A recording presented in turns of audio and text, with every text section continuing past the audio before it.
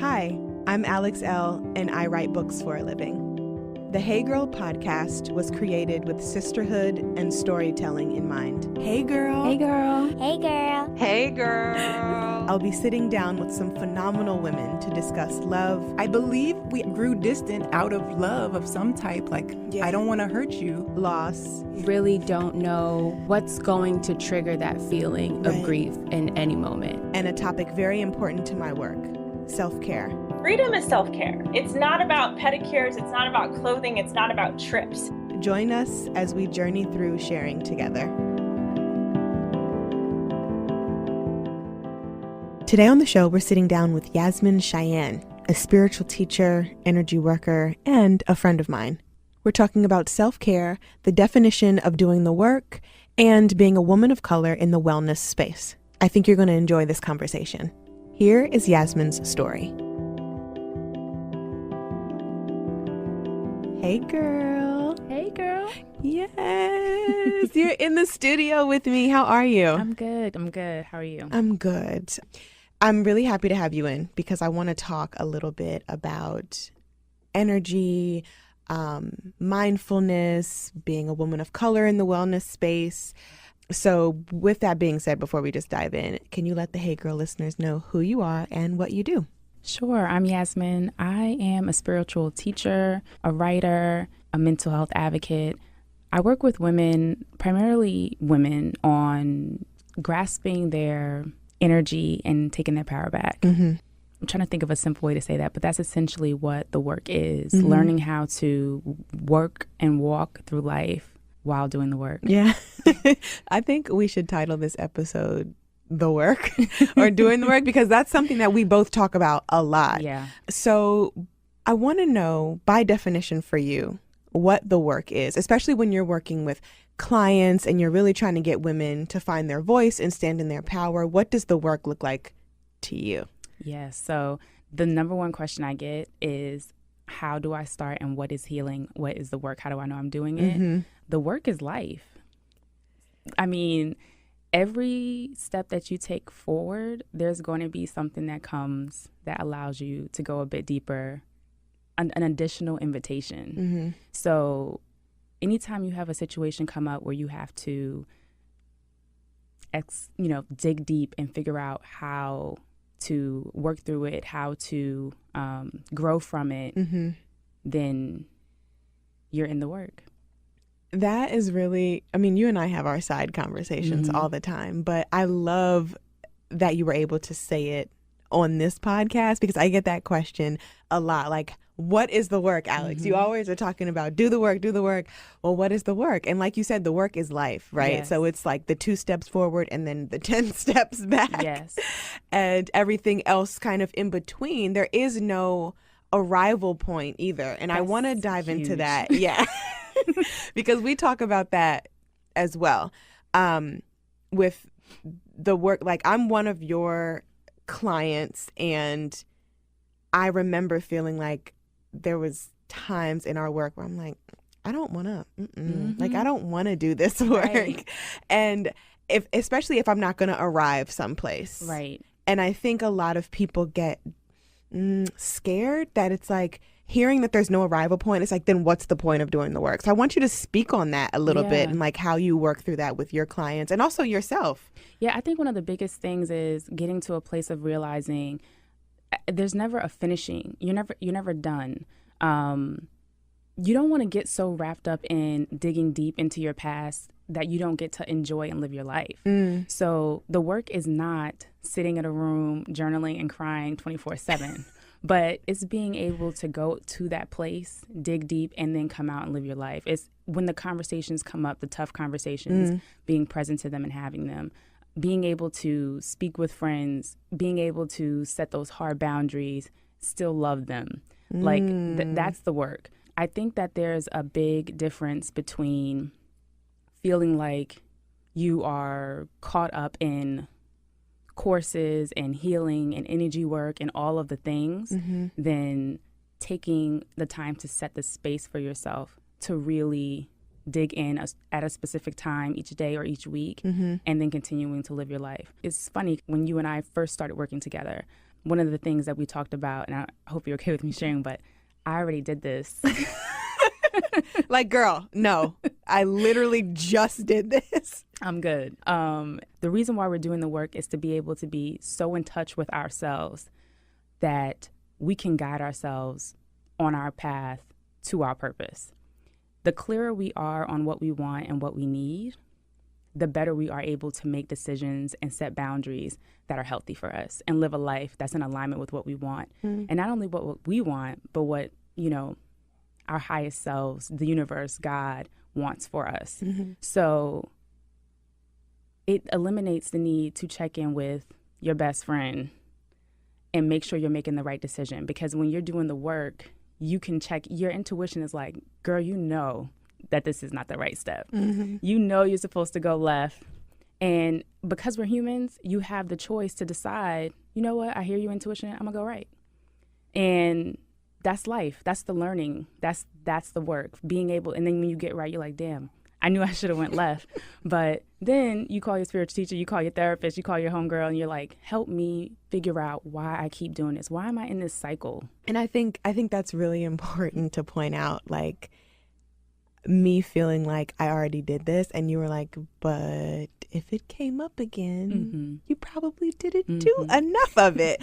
And I think that's where the arrival thing kind of took a stance for me. Like, I did that. Okay. It's almost like you have, like, the work is a stack of books. Yeah. And you're like, oh, I want to get to all of these books, but I have to do it one at a time. So then you start reading those books. And as you finish, you put them on the shelf really pretty, and they're arranged by color and they're arranged by size. And then you're like, oh, I want to reread that one. Right. And that one. And that one, and you just take it all back off the shelf, and then you have a pile of books again. And I feel like for me, that's what my work looks like. And when you were able to point out to me, like, okay, you thought you did that work, you thought you removed that shame, you thought you silenced whatever that was, but you didn't, and that's okay. And I feel like I almost felt like I had failed. If that makes sense. No, because I was going to say that's where the self-compassion, that's where your self-care comes in. That's where self-compassion comes in. That's where the part of the work that's learning to love yourself through the mistakes, learning to love yourself through having, I don't like to call them mistakes. I actually like to call, I like everything as a lesson. Learning through the lessons, loving yourself through the lessons. Nobody wants to go through 2 years of therapy and get to a point where they're still dealing with the fact that they're calling in codependent relationships. You're like, okay, $25,000 later, what is the deal? Like, I thought I did this. Right. And I completely get that. But because of the way we're brought up, the way that the relationships that we have, the things that we believe about ourselves, that is what causes us to be in these cycles in which it's almost like you're subconsciously tricking yourself into thinking you're not doing the thing. You just found a fancier way to do it. Like, okay, this time I was mindful about the choice that I made. I'm talking about a relationship. This is not about Alex. He seems like a better choice. She seems like a better friend. This seems like a better job. It's the same job painted up in it's the same thing painted up in a prettier suit. The work is being able to figure out how to get out of that. Yeah. That's the arrival. Okay, so then you quit the job and you make a choice to go and do something different. That's where you're arriving. That's self-choosing. That's self-choosing. Now you arrived at the next step of your work, of your blooming. yeah, right. Blooming too. Yeah, for sure, for sure. And I think that when we look at it that way, especially with the blooming, I love that language and like the blooming, the wilt, the rebirth, and then again, because that's what the work is as well. Like all these different petals coming and then you shedding. Yes. And if you think of it as flowers, some flowers are going to come back every year. Yeah. The perennials. Yes. Those are the ones that, something that it may be a lineage piece. Like my mom and my mom's mom and my mom's mom, we all dealt with this, and now I'm dealing with it. And I'm trying to clear this so my daughter doesn't have to deal with it, and her daughter doesn't have to deal with it. I feel like those are the ones that come back each year, that work. And then you have the ones that we plan ourselves. So that could have not even been an issue that you could potentially have had to deal with. But that's where the intuition checks come in. Like maybe your intuition said, hey, that's not the relationship you need to be in. But you said, hey, look, I'm still going to choose this. Right. Now you have to work through that. Right. Right. And that's the life. And that's the part where it's loving yourself, even though you've made a decision that isn't the outcome that you were looking for, still being able to love yourself through it and understand we're all human. Yeah. No matter who you follow, no matter who you read, what book you read, every single person who's out here trying to motivate you, most likely they're speaking to themselves and working through it themselves. And most of us have gotten into it because of accountability. So it's also important, I feel like, to understand that you're not alone in it.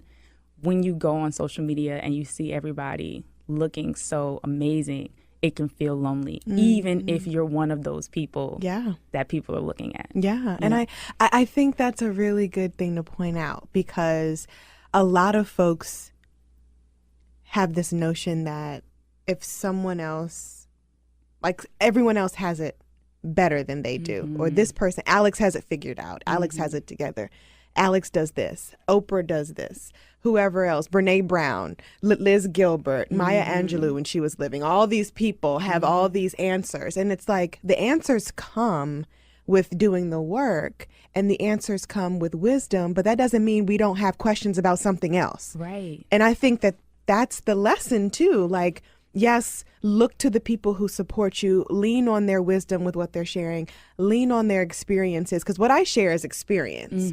It's not even necessarily wisdom. It may be wise to some, but I share more from a, like, I'm walking with you point of view. Right. And lean on those people, because that's how you feel, or that's how you will understand that you're not alone in this.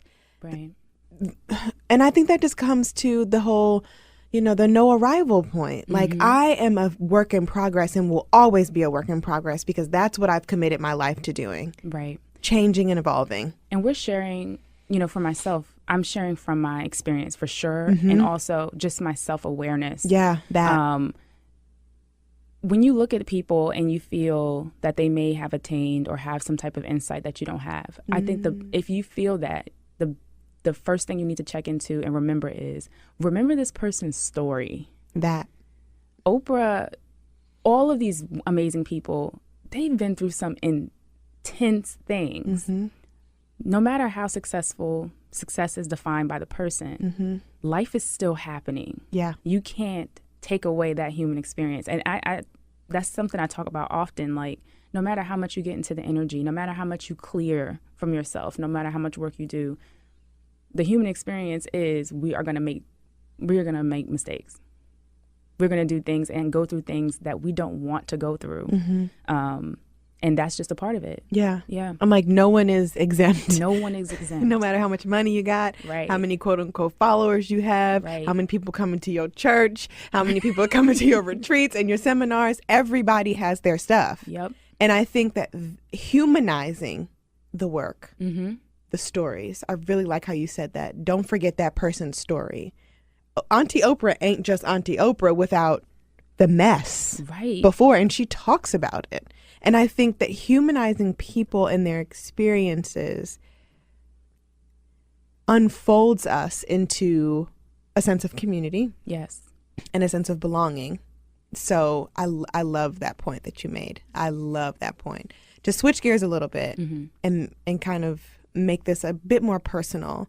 How did you get into energy work, and also what has it taught you about motherhood, because you just had your second baby, about being a wife, about being a work from home mom? Like, how are you doing the work now that life has changed a bit? Yeah, so I got it, if I'm honest with myself, I probably have been doing this my whole life. I've always been a child that people turn to for advice. I know that's weird. But I've always been giving advice, sharing insight. I've always been super aware. I didn't hone that skill until about 2014 when I started doing formal training around doing energy work and how it works, particularly when I started doing my own work. And I noticed that there were no women of color that I could find that were doing this work. And I found it really hard to be able to, not impossible, but hard to be able to do energy work with someone who doesn't understand the experience of being in a Black body. So that was one of the things that really called to me to do it, because it was something that also came naturally to me as a gift. Just quickly, not to go off topic, but everyone has this gift. So I just wanted to share that. How I feel like it's impacted me as a wife and a mother, I mean, it's completely different. We were just talking about this at breakfast. Yeah. I'm constantly battling with how to introduce what I do to my family, because my family doesn't have to choose. Like, this is a choice to be in this. They don't have to choose to show up vulnerably and ready for an energy session at breakfast. Right. But I'm always in it. So I've learned to just really allow myself to be present to what my family is looking for from me as the person, and offer what I can that comes through. Your girls are 8 years apart. Yes. My girls are 10 years apart. Yeah. We're mothering literally two completely different kids, right, essentially, but that age gap too. So what have you learned about your first go around with motherhood and balancing to now with the new baby? Wow. I mean, that's my answer. Wow. My oldest, I was 24 and I was on active duty in the Air Force. So it's interesting to me how God just gives you the souls you need at the time you need them. Like, she was the baby I needed at that time. I had a really traumatic birth. So that kind of started my work without me knowing, because that's where my anxiety started and depression and all of those different things. She's so intuitive. She's just such a caring and sensitive person. That is not who I am innately. That's not who I was taught to be. So she pushed me softly into allowing love in and allowing myself to be worthy. And I mean, she had no idea she was doing that, but it really forced me to be present to the fact that I'm worthy of love and I'm worthy of receiving it. And she deserves it from me. Yeah. Because there was a long time I thought, I wish she had a better mom. I wish she had someone who was able to really give her what she deserves. And I was unaware of the fact that I was already doing that. So now the second time around, I'm able to... Well, I was able to set up a postpartum period. Yes, and we're going to talk about that. So segue into that as you finish. Okay. That was completely different than what I had before. With my oldest, I was back to work within 5 weeks. Wow, I don't think I knew that. Yeah, I was back on active duty within 5 weeks. I was working out. I was trying to lose the weight and get in shape, military shape. I actually had to leave the hospital after I gave birth with her about 8 hours after I gave birth. What? Yeah, because she was transferred to a NICU, and the NICU was 2 hours away. So I got out of the hospital, drove to the NICU. I mean, so wow, you want to talk about like a completely traumatic experience. Segue to Yara, I kind of took complete control as much as I could of my pregnancy and my labor, hiring a doula, which completely changed the supportive system that I had. My husband was unbelievable. And having her come into the world, and I ended up sending an email out to everyone who was, offering and saying they want to be present. And I did this thing called the first 40 days, where basically you don't do anything for 40 days postpartum. And I chose this because I really wanted to give myself the time to just seal off from the world, spend time with Yara, and not have the expectation that anything needed to be done, because with privilege, nothing needed to be done. And I know that that's a privileged choice. Not everybody has the choice to take off 6 weeks doing nothing and then take off an additional 2 months from that. I understand that. Right. But that was what I was blessed to be able to choose for myself this time. And it really just changed my experience of what the postpartum period could be in terms of healing so much. I feel like I was able to heal things in my last birth that I didn't even know were still wounds. Wow. Through just being still. Just being present to nothing. Not even opening my computer for about 5 weeks, which this was hard, because I really was like, I could be doing something. Right. There's tons of stuff I could be doing. But you chose to honor that. I chose to honor that. And then I chose to let everyone know that I was honoring that. Yeah. Which was scary, because that's one of the reasons why people don't show up to do the work. What such and such is going to say about the decisions I'm making for myself, who I could potentially lose because I'm choosing myself over them. Yeah. We can discern. We know the people that are going to be like, girl, bye. Right. Like, you do that over there. And that most definitely happened to me. People who were, people who just weren't able to meet me. But that was the point. Like, if you can't meet me where I'm at in this 40-day period, then I'll see you on day 42 and still love you. But this is what I'm looking for during this time. And it was scary, but it was an opportunity for me to see that I can choose myself and still have the people in my life who may not be choosing the same things I'm choosing. And I think that and still is like major. And I think it pinpoints the place that we can grow from. Self-choosing and still meeting other people where they are, even if they can't meet us. Getting quiet and still loving people, even when they can't meet me where I am. Like, it's just, it's a lot. It's a lot. It's definitely hard to do the both and. Yeah. We want, because when I first started doing boundaries, or even when I teach boundaries, the first thought is, okay, bye. Right. you gone, and you gone. Right. Yeah. Oh, yes. Now I feel safe. And those are those barriers we put up. Yep. We don't realize that, they're not permeable. People can't if you can't be reached and you can't reach out, that's not a boundary in my definition. It's a barrier. It's a barrier. So you have to be able to be flexible, because people are doing the best they can with what they have and with what they know. Right.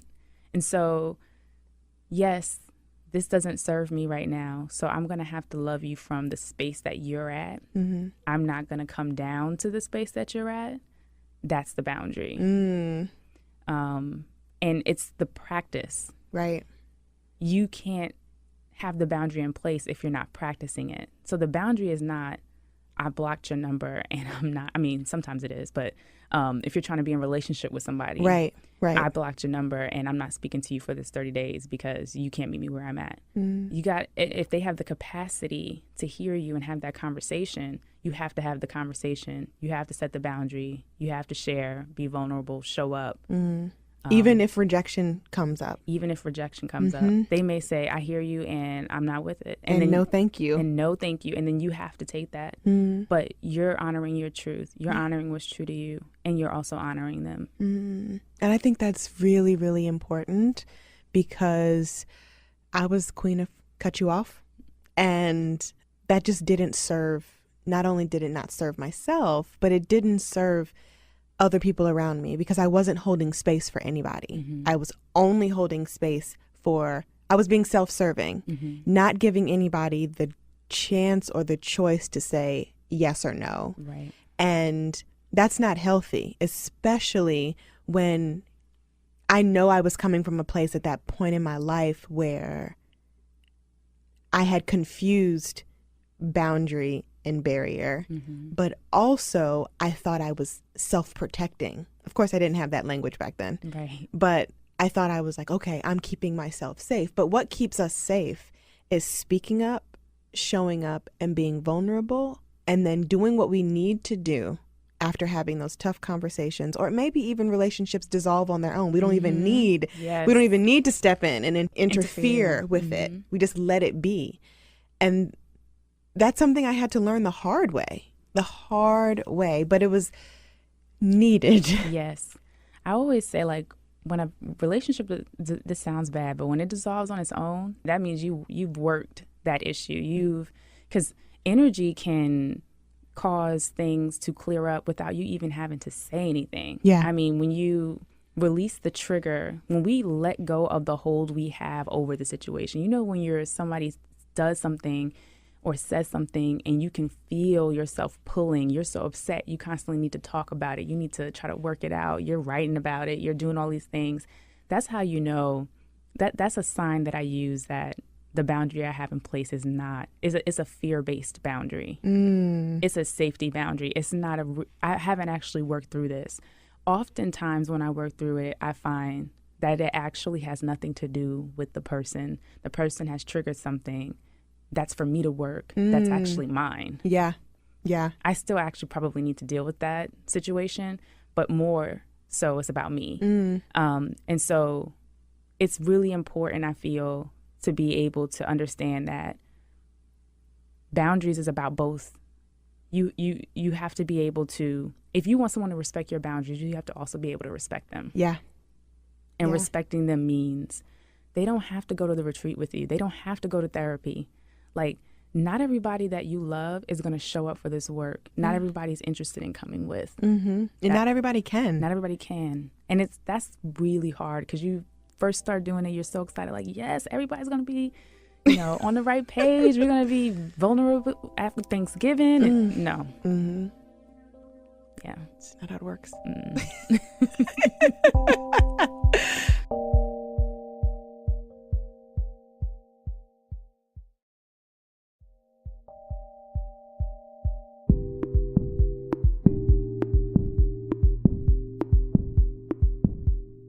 Oh, if that's how the work worked, it would be so easy. But I mean, it's supposed to teach us, and it's supposed to make us really, really uncomfortable. And you and I had a conversation not long ago where I was just like, not really seeing a conversation that a friend and I had eye to eye. And you were like, they're just not on the same walk as you right now, and let that be okay. And I didn't really think about that until you brought it to my attention. Because I'm like, how can they think that? That is the dumbest shit I've ever heard. How can they think that? And you're like, Alex, they're allowed to think that. And you're allowed to think what you think. And you're allowed to walk on your path. And they're allowed to walk on their path. Right. And that was hard for me because I was not getting it at all. And you just brought me back like, okay, but it's fine because people are on different paths and that's a part of life. And you're allowed to still love that person. You're allowed to still hear them and make space for them. But you're also allowed not to be walking with them through this right now. And it was, and like greeting it from that standpoint set a lot of things in perspective for me. That's the thing about this work that's so, like, we're all doing different versions of it because it's individual. Yeah. And even if you're working with the same person, it's tailored to who you are and your experience. The truth is definable by what you experience. So they believe that's the truth, and it is truth. You believe it's the truth, even if you have, more facts that prove that it's not. Like, we could go back and forth about how it's truthful. Right. That's when you get to that point of like, I see you and this is where I'm going to stay with it. Yeah. That's the truth thing when you start doing your work and when you start meeting people who are also doing their work. It's that. It's that. It's that. like, wait a second, this is my truth. This like what I feel and what I know to be true to me is this. The person will reflect to you that is not true to them. We're not going to sit here and have a truth battle. Right. Right. What's yours is yours and what's mine is mine. And it's being able to meet in that place. Unless it's something completely, off. Right.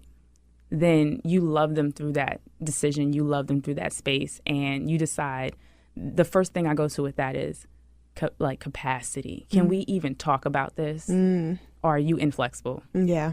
And in that case, it's time to move. Right. Right. Because then that's another thing. It becomes a leak. It becomes an energy leak when we allow someone. Sometimes people are literally pulling strings at your energy, like pulling threads. If you think about a sweater, they're pulling threads to see how far they can get you to unravel unconsciously. And the more you give of your sleeve, the more opportunity they have to unravel all of the sweater. Yeah.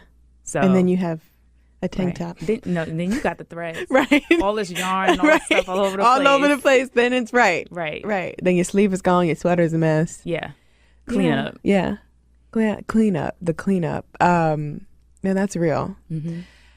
So you sent me a voice note that I just loved so much. And you were talking about this cup of sugar metaphor. Maybe analogy. I get those mixed up.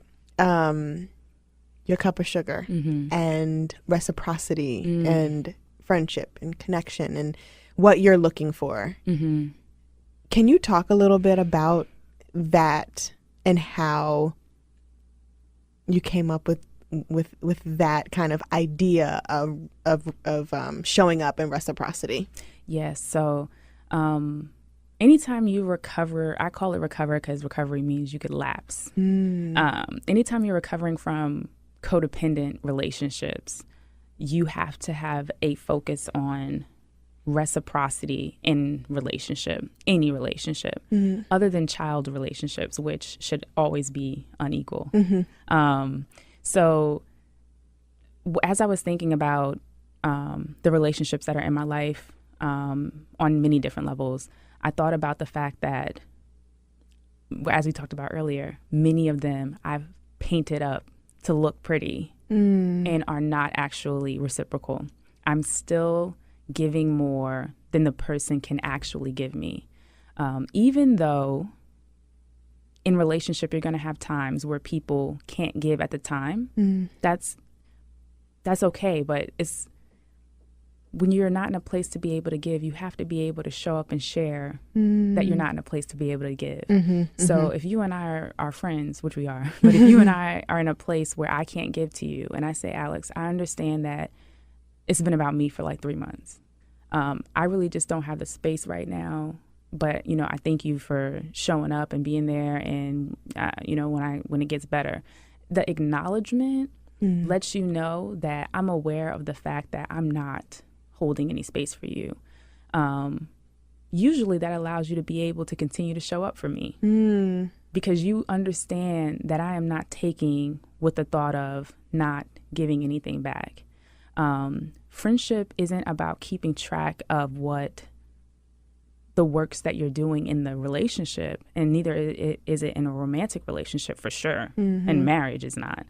But if you don't do anything in a relationship and someone is doing everything in a relationship, then this is not a relationship. I am literally just holding you, and you call on me to give that to you. And I cannot ask the same of you. That's where I came to the cup of sugar, and it came to my mind because sugar is messy. And I thought about the people that will come into my life, and if you think about sugar, they take, a cup measurer, they take out the sugar without asking, right? So nobody's watching the sugar. They just go to the jar, they take it, and they're taking it. Nobody's ever filling into it. And if you think about self-care, and this is a lot a lot of times what people do in self-care, because they're like, I'm supposed to just love everybody for who they are. I'm supposed to just be present to everyone. I'm being vulnerable. They were being vulnerable with me. I should just let them keep doing this. They're finally showing up. And so we think we're doing this thing. Right. Like we're doing the work. We're being present. People are just taking sugar. Nobody's putting anything in. You are going to therapy. Maybe that fills your jar up a cup of the way. You take a bath, 2 tablespoons. But people are just coming in and taking sugar. It's spraying all over the place. You don't know who's been coming in, who's coming out. And you're never full. And then oftentimes when we realize we're not full, instead of figuring out how to fill ourselves up, we go through this phase of, well, what did they do with my sugar? I didn't have any of that cake. I didn't have any of this. I didn't have any of that. So we spend that time in that place trying to figure out where our sugar went. When I think the focus is, my intent behind that metaphor was figuring out how we can fill our jar back up and put ourselves in front of the jar, where you have to tell me not only how much you're going to take, how much you need, what you need it for, and then I decide if I have enough to give to you. Doesn't matter if my jar's full. It's difficult. Yeah. Because people are like, but girl, I saw you in Hawaii last week. Your jar's full. And I need some. Yeah. And you give to the community and you take care of yourself so that you can take care of other people. Right. And I think as you were talking, I was literally imagining like the sugar jar being this big mason jar of sugar with, you know, the wide mouth and just having a community cup. Come on in, because that's what we're used to. When you're a giver, it's kind of like this jar is for everybody. But then it's like when you really tap into your self-care practice and you have your boundaries set and you have your awareness and your acceptance and your acknowledgement and all the things that come along with not only showing up for others, but showing up for yourself, that, okay, no, I'm putting a lock on my sugar jar. And then you're going to ask me. Because that's where you build relationship too. That's that asking and that permission.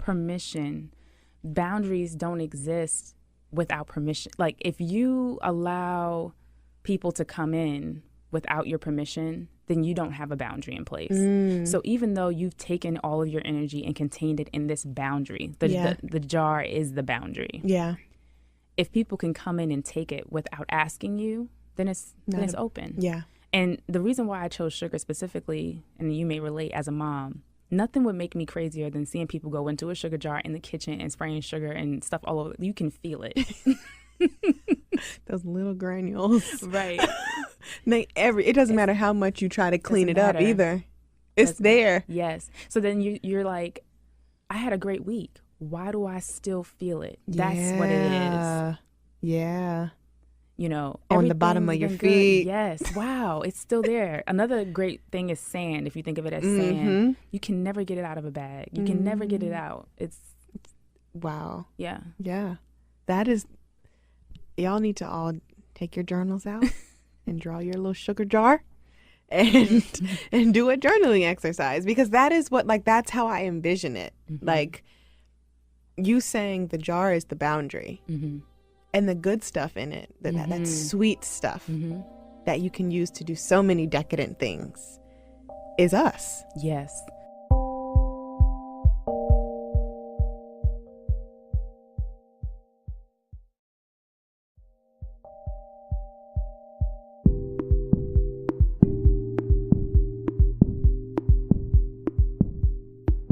This is a good thing to remember too. People coming in to take from you may also be full.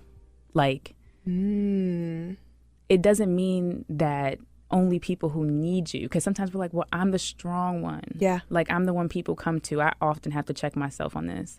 Of course she can have a cup. She needs it. We're not designed to give people what they need before we give to ourselves. It's just not, I mean, I know we've been taught that. Yeah, especially as women.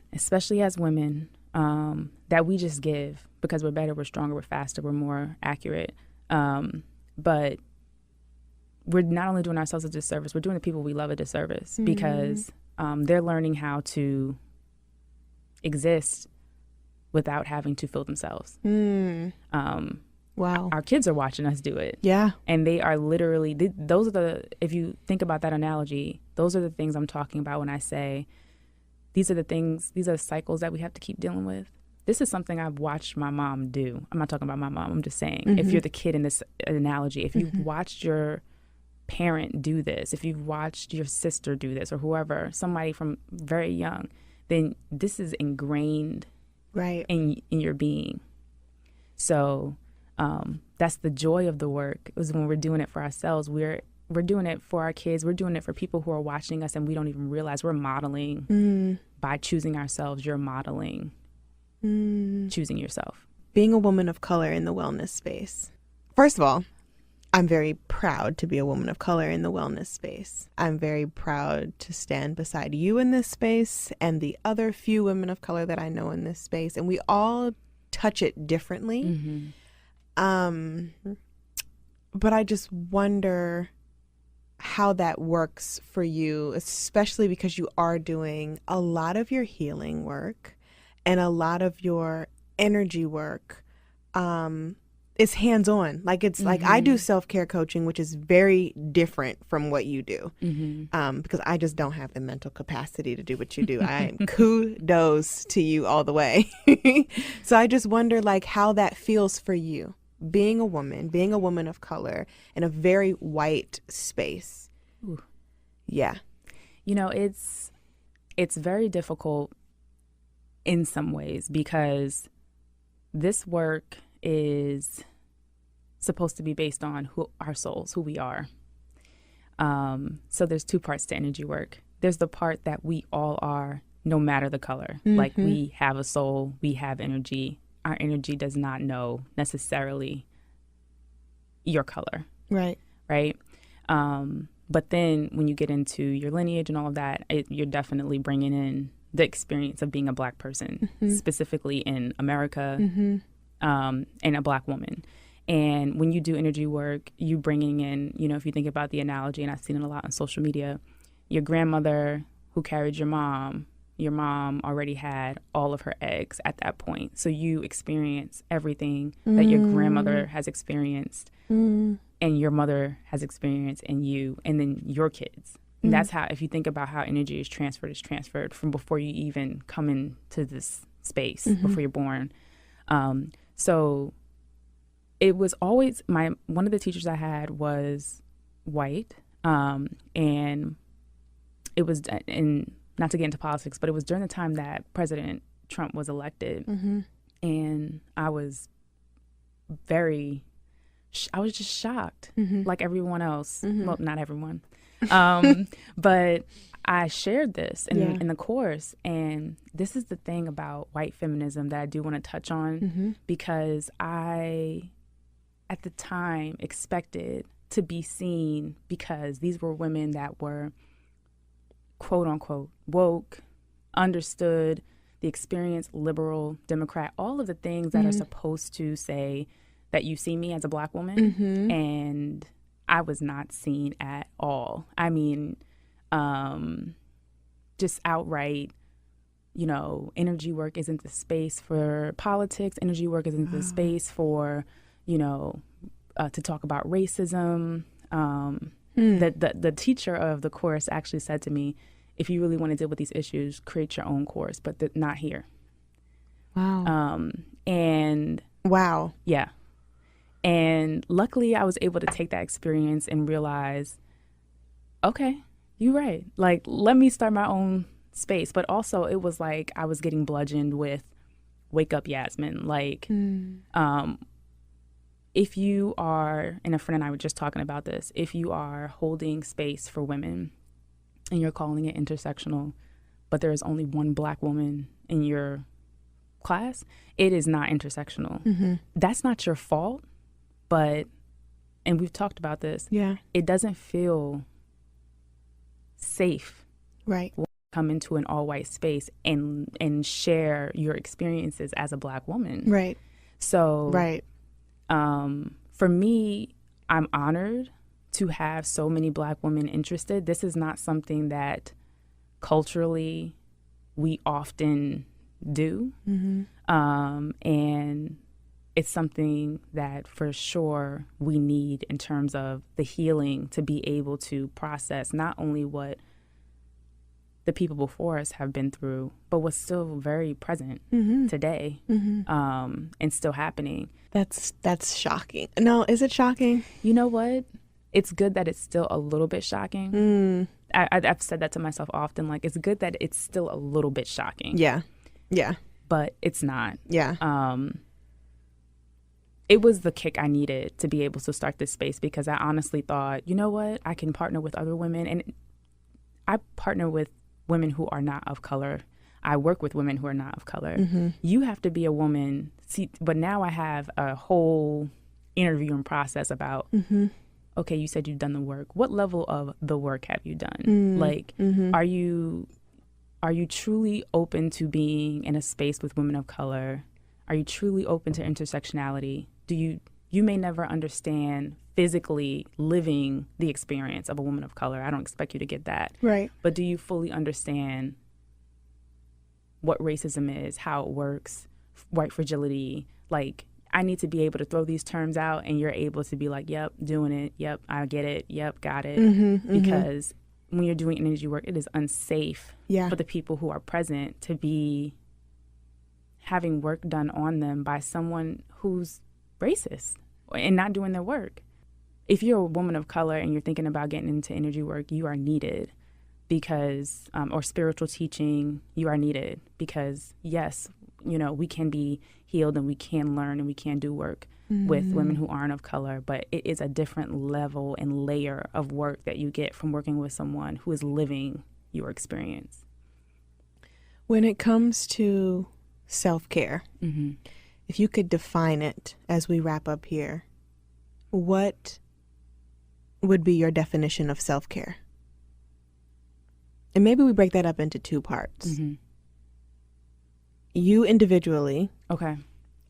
And then you as mom, wife, and family member and friend. How would you differentiate the two, and what do they mean in your life? I'm going to start with friend, because self-care for me with my friends is being able to show up for them and hold space for them in the way that I also would like it to be held for me. When it comes to being a mom, self-care is play. I mean, I never feel better than when I'm laughing or just being silly with my kids and just being present with them. With my husband, it's definitely taking time to be vulnerable and open in a, I want to say teenage way, but like that's when we're watching shows and just, you know, nothing that's happening in the world matters at those times.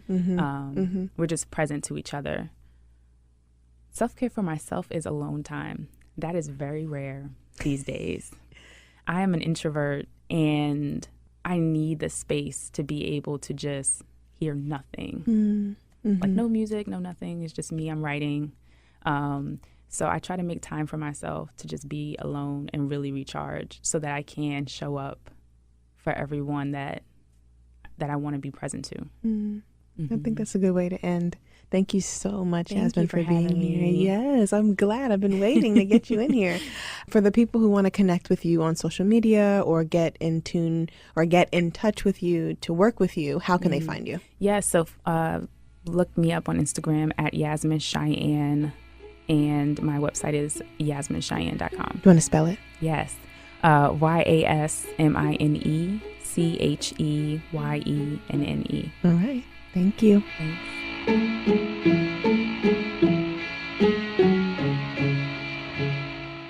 The Hey Girl podcast is a member of the District Productive, produced by Paul Woody Woodhall and me, Alex Elle. Music by DC's own Kokai.